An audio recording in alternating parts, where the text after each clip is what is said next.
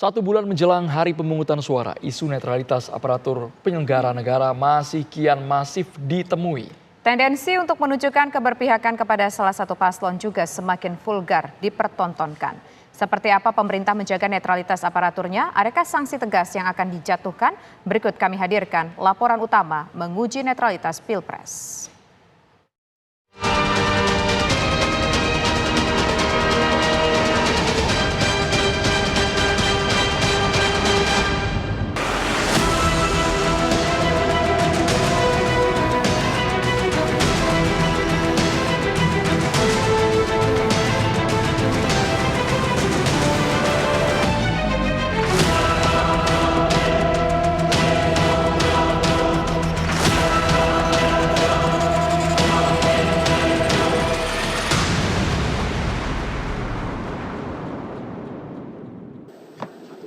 Presiden Republik Indonesia tiba di tempat acara. Dan kepada seluruh aparat negara, saya sudah bolak-balik saya sampaikan, baik ASN, TNI, Polri, harus bersikap netral dan tidak memihak. Ini adalah negara merdeka dan berdaulat, saudara-saudara. Tidak ada sebagian yang merasa berkuasa. Kekuasaan itu adalah di tangan rakyat. Jawab kalau ada yang tidak setuju. Itu saya mau. Kalau nggak sama. Itu apa? Katanya demokrasi, demokratis. Mana? Mereka berani menyampaikan sikapnya. Insan pers juga terbukti mampu menjadi benteng demokrasi. Di tengah arus gelombang menjaga demokrasi itulah, maka kepada TNI, Polri, dan aparatur sipil negara harus menjaga prinsip netralitas.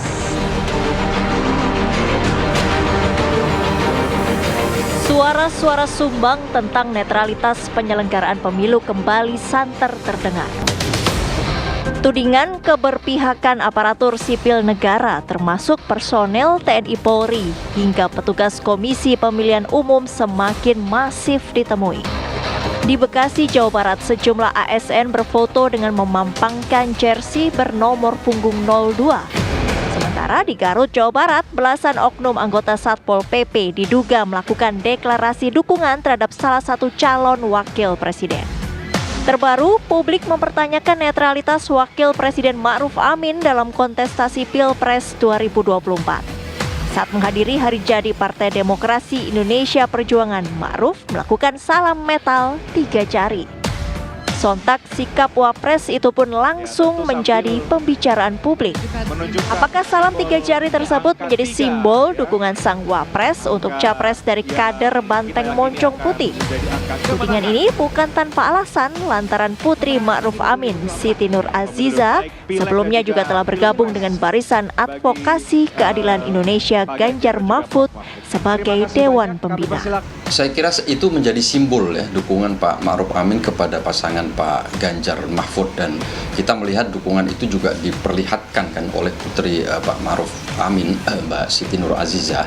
Ya, saya kira apakah dukungan Pak Ma'ruf Amin ini memberikan dampak elektoral terhadap pasangan Pak Ganjar Mahfud? Saya kira pengaruhnya tidak cukup signifikan karena variabel penentu kemenangan Pilpres tetap berada pada variabel Pak Jokowi kan. Kalaupun dukungan Pak Ma'ruf Amin kemudian menyumbang secara elektoral terhadap elektabilitas Pak Ganjar Mahfud, saya kira itu hanya terlokalisir di beberapa titik saja. Saya kira Pak Ma'ruf Amin kan tetap mewakili karakteristik ulama NU yang memang kita kenal dekat juga dengan Pak Mahfud MD. Saya kira variabel ideologis itu yang membuat keluarga besar Pak Ma'ruf Amin ini lebih mudah chemistry-nya bertemu dengan kelompoknya Pak Ganjar Mahfud. Tak hanya Wapres Ma'ruf Amin, sikap Presiden Jokowi dalam Pilpres juga masih tak luput dari perhatian. Meski terus menggaungkan pentingnya netralitas pemilu, rasa-rasanya tidak sulit untuk menebak kemana arah dukungan Presiden setelah putra sulungnya ikut bertarung dalam Pilpres mendatang. Belakangan, pertemuan Presiden dengan petinggi partai pengusung paslon nomor urut 2 kian mempertegas dugaan keberpihakan sang pemimpin negara. Dan saya kira pasca digandengnya Mas Gibran sebagai calon wakil presidennya Pak Prabowo, ya memang tidak ada pilihan lain bagi Pak Jokowi kecuali mendukung pasangan Pak Prabowo Gibran. Bagaimanapun Mas Gibran kan mewarisi gen politiknya Pak Jokowi. Nah, kalau sebelum ditetapkannya Mas Gibran sebagai cawapres, katakanlah kita bisa menyebut dukungan Pak Jokowi masih 50-50, separuh ke Pak Ganjar, separuh ke Pak Prabowo. Tetapi setelah ditetapkannya Mas Gibran sebagai calon wakil presiden, ya saya kira sekali lagi tidak ada pilihan bagi Pak Jokowi kecuali memang mendukung pasangan Pak Prabowo Gibran. Dan menjelang pemungutan suara, saya kira dukungan Pak Jokowi kepada Pak Prabowo akan semakin intens dan diperlihatkan secara vulgar ke publik. Diakui atau tidak, ekspresi dukungan aparat pemerintah tak terkecuali presiden dan wakil presiden semakin vulgar dipertontonkan. Tokoh politik sekaliber Yusuf Kala bahkan menyoroti tendensi petinggi negara yang kian terbuka memperlihatkan keberpihakan mereka.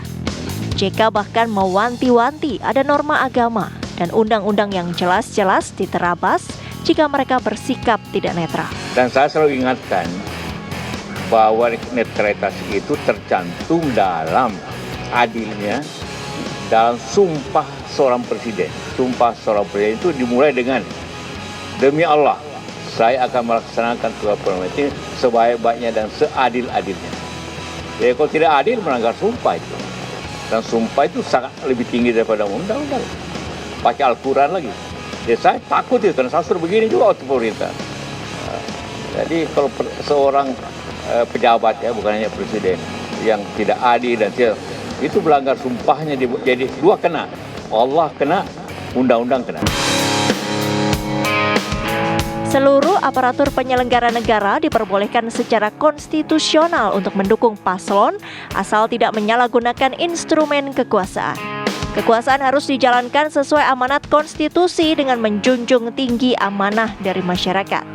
Yang terpenting, tidak ada celah eksploitasi untuk memecah belah bangsa dan tidak ada pula pihak yang melakukan manipulasi demokrasi demi memuluskan ambisi pribadi.